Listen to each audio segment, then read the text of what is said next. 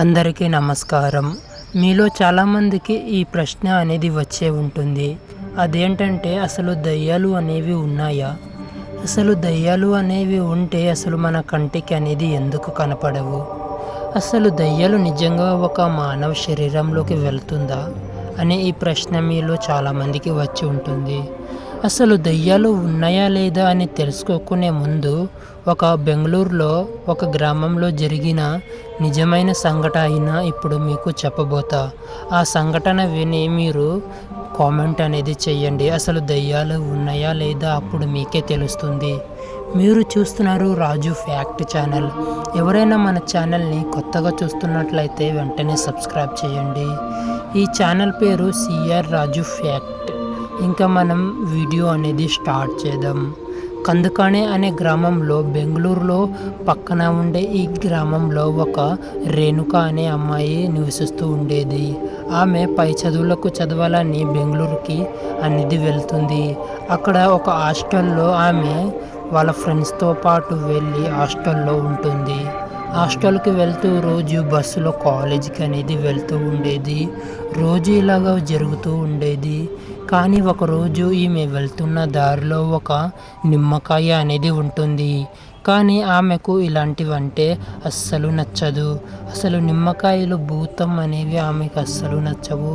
ఆమె వెళ్తూ వెళ్తూ చూసుకోకుండా ఆ నిమ్మకాయ అనేది తొక్కుతుంది. అసలు ఈ నిమ్మకాయ ఎవరు రోడ్డు పైన పడేశారా అని ఆమె ఆ నిమ్మకాయ తొక్కి అది పక్కన పెడుతుంది. పక్కన పెట్టి ఆమె నడుచుకుంటూ వెళ్తుంది. కాసేపటికి ఆమె నిమ్మకాయ తొక్కిన చోట ఒక పెద్ద యాక్సిడెంట్ అనేది జరుగుతుంది. ఆమె వెంటనే అక్కడికి వెళ్ళి చూసేసరికి రాము అనే వ్యక్తి చనిపోయి ఉంటాడు. అదేంటి, నిమ్మకాయ తొక్కిన చోటనే ఇతను యాక్సిడెంట్ అయ్యి ఇలా చనిపోయాడు అని ఆమె ఆలోచిస్తూ ఆమె హాస్టల్కి అనేది వెళ్తుంది. హాస్టల్కి వెళ్తే తను రాత్రి నిద్ర అనేది పట్టదు. అసలు నిమ్మకాయ తొక్కిన చోట అతను ఎలా చనిపోయాడని ఆలోచిస్తూనే ఉంటుంది. వెంటనే ఆమె నిద్ర నుంచి లేచి కొంచెం మంచినీళ్ళు తాగదామని కిందకు అనేది వెళ్తుంది. ఆమె నీళ్ళు తాగడానికి వెళ్ళి అక్కడ బాటిల్లో వాటర్ అనేది తీసుకుని పైకి వస్తూ ఉంటే మెట్ల పైన ఎవరు నన్ను చూశావా నువ్వు అని అరుచుకుంటూ పైకి వెళ్తూ ఉంటారు. వెంటనే అది ఎవరని తెలుసుకుందామని రేణుక పైకి అనేది వెళ్తుంది.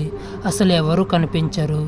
మళ్ళీ కింద నన్ను ఎందుకు అలా చేసావు అని కింద శబ్దం అనేది వస్తుంది. వెంటనే రేణుకకు భయం వేసి వెంటనే అనేది పండుకుంటుంది.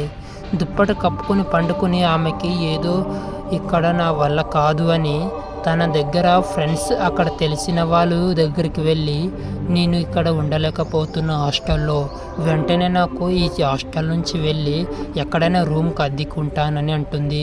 అప్పుడు ఆ అమ్మాయి వాళ్ళ ఫ్రెండ్ నాకు తెలిసిన ఒక రూమ్మేట్ అనేది ఉంది.